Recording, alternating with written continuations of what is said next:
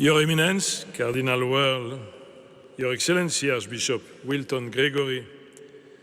Your Excellencies Auxiliary Bishops Mario Donsonville, Roy Campbell, Michael Fisher, Your Eminences, my brother Archbishops and Bishops, dear priests, deacons, consecrated religious and lay faithful of the Church in Washington, dear friends, we gather during this Easter season and in this Basilica dedicated to the Mother of God to celebrate an occasion of joy, to welcome and to install Archbishop Wilton Gregory as the 7th Archbishop of Washington, whom the Holy Father has appointed to lead and shepherd this local church and to be the presence of Christ, the Good Shepherd, in this nation's capital. Archbishop Gregory, as you begin your mission of bringing the joy of the gospel and the hope offered by Jesus Christ to the clergy, religious, and people of this archdiocese,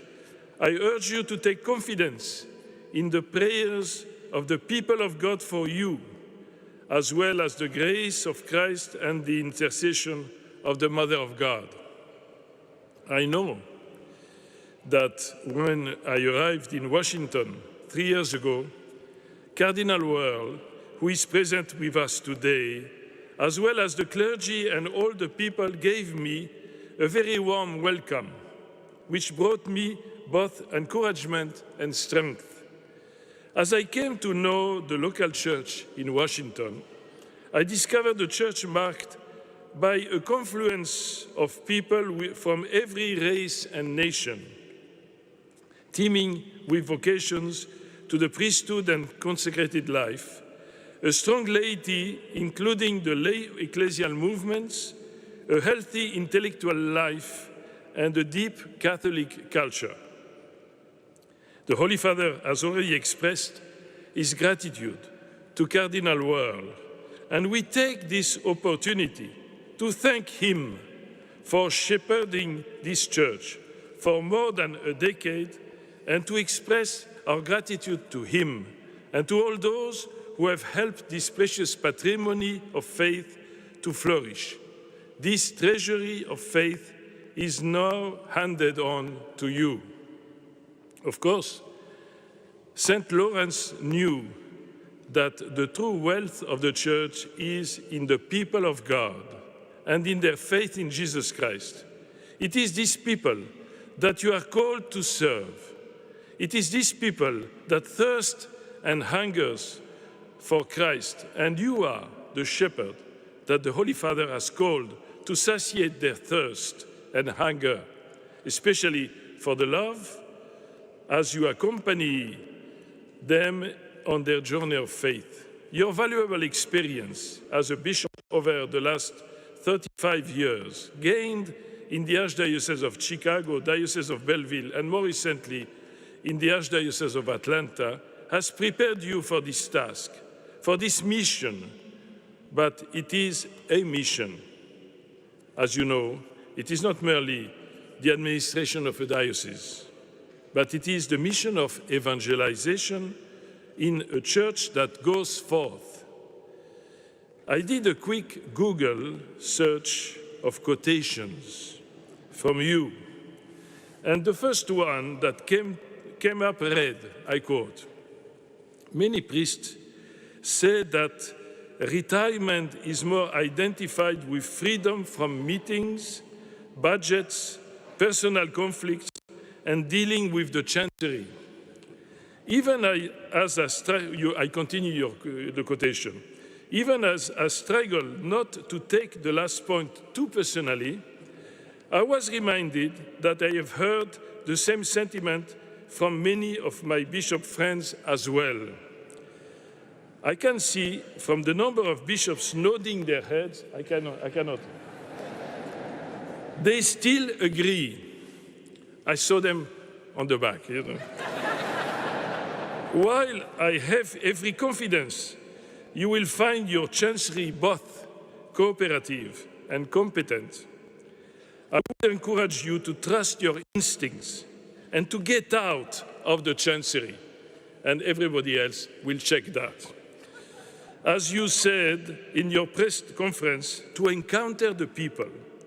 your priest and the Archdiocese to build a culture of encounter and reinvigorate the faith by being a shepherd close to his flock, communicating the tender mercy of the heart of Jesus, who is the face of the Father's mercy. May Christ, the Good Shepherd, be your strength as you begin this new mission in the service of the Church in the nation's capital. And now it is my pleasure to read for you the Apostolic Letter of Appointment, which, as you know, is written in Latin, and we have now a translation in English, and it is signed by the Holy Father, Pope Francis. It will be shown to you later. Francis, Bishop, servant of the servants of God. To our venerable brother, Wilton Daniel Gregory, until now Archbishop of Atlanta, appointed Metropolitan Ordinary of Washington, greetings and apostolic blessing. Without being too worried about the activities of life, let us strive with all our hearts to comfort ourselves more deeply to our Redeemer, who left us an example, mindful that victory will not be denied to those who share in the suffering of the cross, nor will they be without the help of the prayer of Christ. Sustained by this hope for the good of our brothers as a standard of pastoral activity for governing the Church Universal, it is with fatherly love that we turn our attention to the spiritual needs of the ecclesial community of Washington, which, currently vacant, owing to the resignation of its former ordinary, our venerable brother, Donald William Howell, awaits its new shepherd and director of diocesan life. Consequently, we look to you, venerable brother, who have achieved so much in the exercise of your pastoral responsibilities in the Archdiocese of Atlanta and are endowed with the spiritual as well as human qualities, which, in our judgment, render you suitable for carrying out this office. Therefore, upon consultation with the Congregation for Bishops, by the fullness of our apostolic authority, we release you from the bond of the above-mentioned local church, and we appoint you Metropolitan Archbishop of Washington, granting to you the due rights and imposing the relative obligations which are connected with this mandate. It is our wish that you inform the clergy and the people of your ecclesial community about this our decree, and we exhort them to welcome you as a father to be loved, a teacher to be heeded, and guardian of souls to be supported. Finally, venerable brother, as we entrust these rather important duties to you, we implore Almighty God to grace you before His people with the virtues of apostolic service, so that, together with the intercession of the Blessed Virgin Mary, Mother of God, you may carry this flock in the same loving manner than a man carries his child.